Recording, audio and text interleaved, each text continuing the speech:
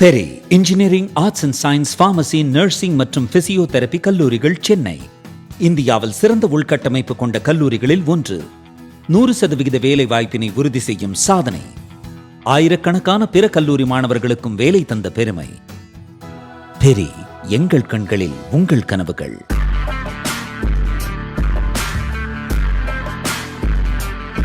வணக்கம் ஜெயஹிந்த்.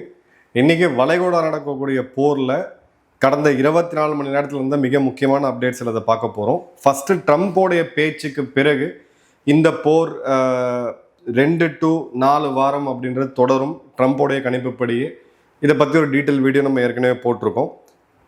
பாசிட்டிவாக இந்த இடத்துல எங்கேயுமே ரியாக்ட் பண்ணக்கூடிய சூழ்நிலை இல்லை அப்படின்றத நம்ம தெளிவாக பார்க்கலாம். இந்த பேச்சு, ட்ரம்ப்போடைய அந்த பேச்சு பப்ளிஷ் ஆன பிறகு சைனா சம்மந்தப்பட்ட எல்லா நாடுகளுக்கும் உடனடியாக சீஸ்ஃபயர், போர் நிறுத்தத்தை அறிவிங்க அப்படின்னு சொல்லி வலியுறுத்தியிருக்காங்க. இதுதான் சைனா முதல் முறையாக அஃபிஷியலாக, அதாவது ரொம்ப இந்த இடத்துல இன்வால்வ் ஆகி பேசியிருக்கக்கூடியது.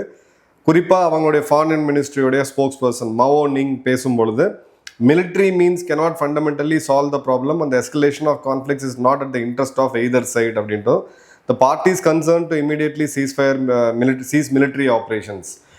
பேச்சுவார்த்தை மட்டும்தான் இந்த உலகத்துக்கெல்லாம் தீர்வாக இருக்கும்.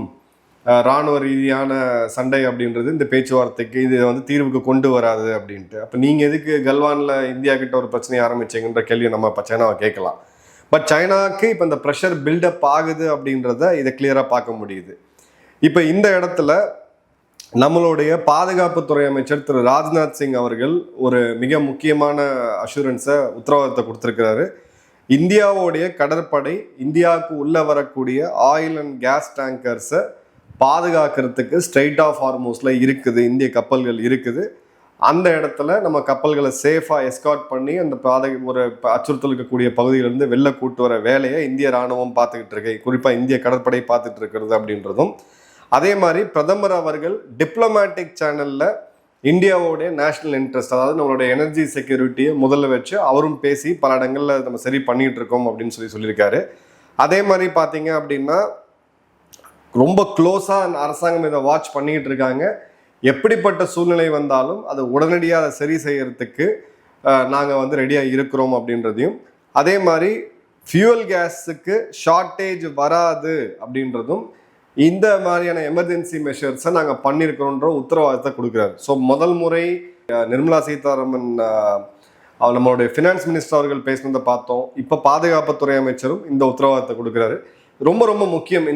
இந்த மாதிரியான கமிட்மெண்ட் உள்ளபடி ஒரு பிரச்சனை இருக்குன்னா அதுக்கு மக்களை ப்ரிப்பேர் ஆக்கிறதுக்கும், இல்லை நம்மளால் சமாளிக்க முடியுதுன்னா இந்த வதந்திகளை கண்ட்ரோல் பண்ணுறதுக்கும் அரசாங்கம் தொடர்ந்து இந்த கம்யூனிகேஷனை கொடுத்துக்கிட்டே இருக்கணும்னு நான் எப்பயுமே சொல்லுவேன். அந்த இடத்துல பார்த்தீங்கன்னா இந்த கம்யூனிகேஷன் இந்த முறை ராஜ்நாத் சிங் அவர்கள் கொடுத்துருக்கிறது ரொம்ப எஃபெக்டிவாக தான் இருக்குது. அதே மாதிரி பார்த்தீங்க அப்படின்னா ஃபியூயல் ஷார்ட்டேஜோ கேஸ் ஷார்ட்டேஜோ கிடையாது அப்படின்றத உறுதி செஞ்சுருக்கிறாங்க. இந்த நேரத்தில் ஈரானோடைய இந்திய தூதரகம் ஒரு பதிவை போட்டிருக்காங்க எக்ஸ்தலத்தில். அது சவுத் ஆப்பிரிக்காவில் இருக்கக்கூடிய அந்த ஈரானுடைய தூதரகம் ஒரு பதிவை போட்டதுக்கு பதில் பதிவாக இவங்க போட்டு ஒரு மெசேஜை கொடுத்துருக்காங்க. இந்தியா எங்களுடைய நட்பு நாடு, எங்களுடைய சேஃபான கரங்களில் இந்தியா இருக்குது. அதாவது ஸ்ட்ரெயிட் ஆஃப் ஹார்மூஸில் தாண்டி வரக்கூடிய இந்திய கப்பல்கள் சேஃபாக தான் இருக்குது அப்படின்றத அவங்க எக்ஸ்தலத்தில் பதிவாக போடும் பொழுது எந்த அளவுக்கு ஒரு ரேசர் ஷார்ப்பான ஒரு பாதையில் நம்ம நடந்துகிட்டு இருக்கோம் அப்படின்றத பார்க்கணும். இப்போ வரைக்கும் கமர்ஷியல் கேஸ் அஃப்கோர்ஸ் ஷார்ட்டேஜ் இருக்குது, அதை நம்ம பார்க்குறோம். பட் டொமஸ்டிக் கேஸ்லையும் சரி, ஆயில் அண்ட் பெட்ரோல் டீசல்லையும் சரி, எந்த இடத்துலையுமே எந்த தட்டுப்பாடும் இல்லாமல் நம்ம போயிட்டுருக்கோம் அப்படின்ற போது அந்த நம்ம நடக்கக்கூடிய அந்த பாதை ரொம்ப ரொம்ப ரொம்ப ரொம்ப குறுகலான ஒரு பாதை அப்படின்றத பார்க்கலாம். அதே மாதிரி பார்த்தீங்க அப்படின்னா ட்ரம்ப்போடைய இந்த எச்சரிக்கைக்கு பிறகு ஈரானுடைய தேசிய தொலைக்காட்சிகளில் அவங்களுடைய சென்ட்ரல் மிலிட்ரி கமாண்ட் கத்தம் அல் அன்பியா அப்படின்றவங்க அந்த அமைப்பு இப்போ ஒரு இதை கொடுத்துருக்குறாங்க. அதே மாதிரி பார்த்தீங்க அப்படின்னா இந்த முறை ஈரான் கொடுக்கக்கூடிய பதிலடி அப்படின்றது more crushing, broader and more destructive, இன்னும் கடுமையாக, இன்னும் ஒரு பெரிய தாக்கத்தை, பேரழிவை ஏற்படுத்தக்கூடிய, அதே மாதிரி ப்ராடர் அப்படின்ற வார்த்தையை பயன்படுத்தியிருக்காங்க. இது நமக்கு ரொம்ப கிளியர் கட்டாக உன்னிப்பாக பார்க்க வேண்டியது இருக்குது. ஏன்னா ப்ராடர் அப்படின்ற போது இப்போ யார் யாரும் அவங்க தாக்கிட்டு இருக்காங்க ஈரான். முதல்ல யுஏஇ, ரெண்டாவது இஸ்ரேல், மூணாவது பஹ்ரைன், நாலாவது குவைத், அஞ்சாவது சவுதி. இன்னும் அதிக நாடுகளை தாக்குவேன் அப்படின்னு சொல்லும்போது ஒமான், எகிப்து போன்ற நாடுகளும், லெபனான், சிரியா போன்ற, ஜோர்டன் போன்ற நாடுகள் மேலேயும் தாக்குதல் நடத்துறதுக்கான ஆபத்து அப்படின்றது அதிகமாக இருக்கு. இந்த இடத்துல நீங்க அவங்க ஈரான் என்ன சொல்றாங்கன்னா, தாக்குறது பிறகு போர் நிறுத்தம், பிறகு தாக்குறது போர் நிறுத்தம்னு ஒரு சைக்கிள் நீங்க கொண்டு போயிட்டு இருக்கீங்க. இது எங்களால் ஒத்துக்க முடியாது. நாங்கள் உயிருள்ள வரை கடைசியால் வரைக்கும் நாங்கள் சண்டை போடுவோம் அப்படின்றதும், அதே மாதிரி பார்த்தீங்க அப்படின்னா எதிரியோடைய அசிங்கம், அவமானம் மற்றும் கையாளத்தனத்தை அதை காமிக்குது அப்படின்றதும் கடுமையான இதை கொடுத்துருக்குறாங்க, எச்சரிக்கைக்கு கொடுத்துருக்காங்க அப்படின்றத பார்க்குறோம். ஸோ வெளியில இவங்க ஒருத்தர் பேசிக்கிட்டாலும் ஒரு மிக முக்கியமான விஷயம், ஆறுதலான விஷயம் என்னன்னா, பேக்கெண்ட்ல அமெரிக்காவும் ஈரானும் கண்டிப்பாக பேச்சுவார்த்தை நடத்திக்கிட்டு தான் இருக்கிறாங்க. இப்போ இந்த இடத்துல அமெரிக்காவுடைய தூதரகம், ஈராக் பாக்தாத்தில் இருக்கக்கூடிய அமெரிக்க தூதரகத்துக்கு அடுத்த 24 மணி நேரத்துக்குள்ள ஈரான் ஒரு மிகப்பெரிய தாக்குதல் நடத்தணும்னு சொல்லி ஒரு எச்சரிக்கையை கொடுத்துருக்குறாங்க. அதே மாதிரி பார்த்தீங்க அப்படின்னா ஒரு 6 பேலஸ்டிக் ரக ஏவுகணைகள் இஸ்ரேல் மேலே இவங்க ஏவி இருக்காங்க. அதில் கிட்டத்தட்ட 5 தடுக்கப்பட்டிருக்கு, 1 ஒரு சேதத்தை ஏற்படுத்தியிருக்கு அப்படின்றத பார்க்குறோம். அது மாதிரி அபுதாபியோடைய கெசாத்ல ஒரு ஏவுகணையை இன்டர்செப்ட் பண்ணியிருக்காங்க யுஏஇ அரசாங்கத்தை நிச்சயமாக பாராட்டணும். ஒரு சிறு நாடு, ஆக்சுவலாக பார்த்தீங்கன்னா 12 லட்சம் எமிரேட்டிகள் தான் அங்கே இருக்கிறாங்க. மிச்சம் இருக்கக்கூடிய ஒரு 90 லட்சம் பேர் வெளியிலிருந்து வேலை செய்யக்கூடியவங்க. கணிசமான அளவுக்கு இந்தியர்கள், பாகிஸ்தானியர்கள், பங்களாதேஷிகள், பிலிப்பினோஸ், ஆப்பிரிக்க நாடுகளை சேர்ந்தவங்க இருக்காங்க. இருந்தாலும் அவங்களுடைய மிசைல் டிஃபென்ஸ் அக்யூரசி அப்படின்றது கிட்டத்தட்ட 95% இருக்கு. கண்டிப்பாக நம்ம இவங்களை பாராட்டுறோம் இடத்துல. அதே மாதிரி பார்த்தீங்க அப்படின்னா ட்ரம்ப்புக்கு இப்போ அமெரிக்காவிலேருந்து ப்ரெஷர் அதிகமாகுது, இந்த போரை சீக்கிரம் முடிக்கணும் அப்படின்றதும், அதே மாதிரி பார்த்தீங்கன்னா கொஞ்சம் பேஷண்ட்டாக இருங்கன்னு சொல்லி சொல்கிறதும் இருக்குது. ஏன்னா ஈஸ்டர் லஞ்சில் ட்ரம்ப் பேசும் பொழுது Americans wants to see it and சீக்கிரம் இதை முடியணும்னு பார்க்குறாங்க. அதே மாதிரி பார்த்தீங்க அப்படின்னா நான் தேவைப்பட்டா ஈரானோட ஆயிலெலாம் நான் ஈஸியாக எடுத்துக்குவேன் அப்படின்னு சொல்லிட்டு அவருடைய இராணுவத்துக்கு நீங்கள் ஜெயிச்சுக்கிட்டு இருக்கீங்க, பெருசாக ஜெயிக்கிறீங்க, ஸோ சீக்கிரம் ஜெயிச்சுட்டு வீட்டுக்கு வாங்க அப்படின்னு சொல்லி ட்ரம்ப்போடைய அந்த லோக்கல் டொமஸ்டிக் ப்ரெஷரையுமே ஓரளவுக்கு பொலிட்டிக்கலாக அவர் கொஞ்சம் மேனிப்புலேட் பண்ணி கொண்டு வராரு. பட் ப்ரெஷர் ட்ரம்ப் மேலே டொமஸ்டிக்காகவும் நிச்சயமாக இருக்குது. அதன் பிறகு பார்த்தீங்க அப்படின்னா இந்த 2 to 3 வாரம் ஈரான் கடுமையாக தாக்கப்படும் அப்படின்னு சொல்லும் பொழுது இந்த போரோடைய தன்மையை அவங்க அடுத்த கட்டத்துக்கு எடுத்துட்டு போறாங்க அப்படின்றதையும் நம்ம தெளிவாக பார்க்குறோம். ஸோ இது நமக்கு ஒரு வகையாக பார்த்தீங்க அப்படின்னா இந்த ஏப்ரல் 3ஆம் தேதி ஆரம்பித்து 6ஆம் தேதி வரைக்கும் இந்த மாதிரியான எச்சரிக்கைகள், இந்த பில்டப் நடந்துக்கிட்டே இருக்கும். 6ஆம் தேதி ஒரு பெரிய சம்பவத்தை ஈரானில் இவங்க பண்ணுவாங்கன்றதை நான் எதிர்பார்க்குறேன். அது என்னோட கணிப்பு மீண்டும் மீண்டும் தவறாக இருக்கணும்னு தான் நான் விரும்புகிறேன். பட் அனாலிசிஸ் படி பார்த்தோன்னா அந்த வாய்ப்புகள் அதிகமாக இருக்குது. அதன் பிறகு வரக்கூடிய வாரம், அதாவது 6லேருந்து 10ஆம் தேதி, பிறகு 10ஆம் தேதியிலேருந்து ஒரு 17ஆம் தேதி வரைக்கும் நிச்சயமாக இந்த போர் அப்படின்றது அடுத்தடுத்த கட்டத்தை நோக்கி போகும் அப்படின்றது இப்போ இருக்கக்கூடிய அனாலிசிஸாக இருக்குது.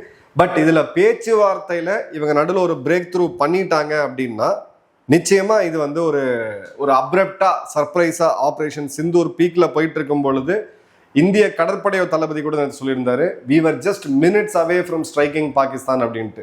சில மணித்துளிகள் தான் இருந்துச்சு நாங்கள் பாகிஸ்தானை தாக்குறதுக்கு அப்படின்ட்டு. அந்த சமயத்தில் திடீர்னு ஒரு போர் நிறுத்தம் அன்னைக்கு சர்ப்ரைஸாகவே இருந்துச்சு. மே 10ஆம் தேதி எல்லாருக்குமே ஒரு சர்ப்ரைஸாகவே இருந்துச்சு அப்படின்றத பார்க்குறோம். ஸோ இந்த இடத்துல நமக்கு அந்த மாதிரி ஒரு சர்ப்ரைஸ் இருக்கும் அப்படின்னு நினைக்கிறோம். அதே மாதிரி ஈரான் இப்போ அடுத்த மிரட்டல் எங்கே வச்சிருக்காங்கன்னு பார்த்தீங்கன்னா அமெரிக்காவுடைய டாப் டெக் நிறுவனங்கள், டெஸ்லா, கூகுள், மெட்டா போன்ற நிறுவனங்கள், இவங்களுடைய டேட்டா சென்டர்ஸ் கணிசமான அளவுக்கு வளைகுடா நாடுகளில், குறிப்பாக யுஏஇ, சவுதி போன்ற நாடுகளில் இருக்குது. அதை நாங்கள் கை வைப்போம்னு சொல்லியிருக்காங்க. இந்த டேட்டா சென்டர்ஸ் ரன் பண்ணுறதுக்கு எக்கச்சக்கமான மின்சாரம் தேவை. இது ஒரு வெஸ்ட் ஏஷியாவுடைய ஒரு ஹப்பாக இருக்கக்கூடிய இடம். ஸோ அந்த வகையில் பார்த்தீங்க அப்படின்னா நமக்கு ஒரு பெரிய ஒரு தாக்கத்தையும் இது ஏற்படுத்தும். ஏன்னா அமேசானுடைய கிளவுட் ஸ்பேஸ் அவங்க தாக்குனாங்க, அமெரிக்கன் வெப் சர்வீசஸ் AWS அவங்க தாக்குனாங்க. ஸோ இப்போது இந்த கடைசியாக பார்த்த ஒரு சீரியஸ் யுத்தம் அப்படின்றது ஷார்ட்டாக பார்த்தது இந்தியா பாகிஸ்தான் போன வருடம். அதில் பெருமளவு குறிவைக்கப்பட்டது அப்படின்னு பார்த்தீங்கன்னா மிலிட்ரி டார்கெட்ஸ் தான். பாகிஸ்தான் மே 7ஆம் தேதி ரஜோரி, நான் இருந்த பூஞ்ச் பகுதிகளில் அங்கே இருக்கக்கூடிய சென்ட் மேரிஸ் இமாக்குலேட் சர்ச் அப்படின்ற ஒரு வழிபாட்டு தலத்தையும் ஒரு குருத்வாராவையும் தாக்குனாங்க அப்படின்றத பார்த்தோம். அதை தாண்டி நம்ம பெரிய அளவுக்கு வந்து பார்த்தீங்க அப்படின்னா 2 நாடுகளுமே எனர்ஜியை வந்து கை வச்சு குறி வச்செல்லாம் தாக்கல, மிலிட்ரி டார்கெட்ஸ் தான் இருந்துச்சு. ஆனால் அதன் பிறகு அசீம் முனீர் பேசும்போது அவன் என்ன சொன்னான்னா, குஜராத்தில் இருக்கக்கூடிய ரிலையன்ஸ் நிறுவனத்தை நாங்கள் தாக்குவோம், வெயிட் பண்ணிக்கிட்டே இருங்கன்ட்டு. ஏன்னா குஜராத் ரொம்ப எல்லையை ஒட்டி இருக்கக்கூடிய ஒரு மாநிலம். இந்தியாவுடைய மிகப்பெரிய ஆயில் ரிஃபைனரியே அங்கே தான் இருக்குது. உலகத்தோடைய மிகப்பெரிய ஆயில் ரிஃபைனரி அங்கே தான் இருக்குது. ஸோ அந்த வார்னிங்கை கொடுத்த பிறகு இப்போ நடக்கக்கூடிய யுத்தத்தில் இப்போ மிலிட்ரி டார்கெட்ஸ் அப்படின்றது பெரிய லெவலில் 2 சைடுமே இல்லாத முதல் 10 நாளே முடிஞ்சு போச்சு. அதிகபட்சமாக பார்த்தீங்கன்னா மார்ச் 12ஆம் தேதி 13ஆம் தேதி முடிஞ்சு போச்சு. இப்போ தாக்குதல் அப்படின்றது குடிநீர், நீராதாரம், அதன் பிறகு பார்த்தீங்க அப்படின்னா எனர்ஜி, அதாவது மின்சாரம், அதன் பிறகு பார்த்தீங்கன்னா டேட்டா சென்டர்ஸ், அப்புறம் வந்து கமர்ஷியல் ஹோட்டல்ஸ் வரைக்கும் இப்போ வந்துருச்சு. ஸோ வரக்கூடிய போரில் இப்போ இந்தியாவுடைய டார்கெட் அப்படின்றது வெறும் ஆதம்பூர் மிலிட்ரி பேஸாவோ இல்லை பூஞ்ச் ரஜோரியில் இருக்கக்கூடிய மிலிட்ரி ஹெட் குவார்ட்டராக இருக்காது. குஜராத்தில் இருக்கக்கூடிய இந்தியாவுடைய oil refineries, infrastructure, Mumbai, Delhi, மிக மிக முக்கியமான நகரங்கள், ஈவன் சென்னையுமே நம்ம வந்து இல்லைன்னு சொல்ல முடியாது, இல்லை ஹைதராபாதோ பெங்களூரோ இல்லைன்னு சொல்ல முடியாது.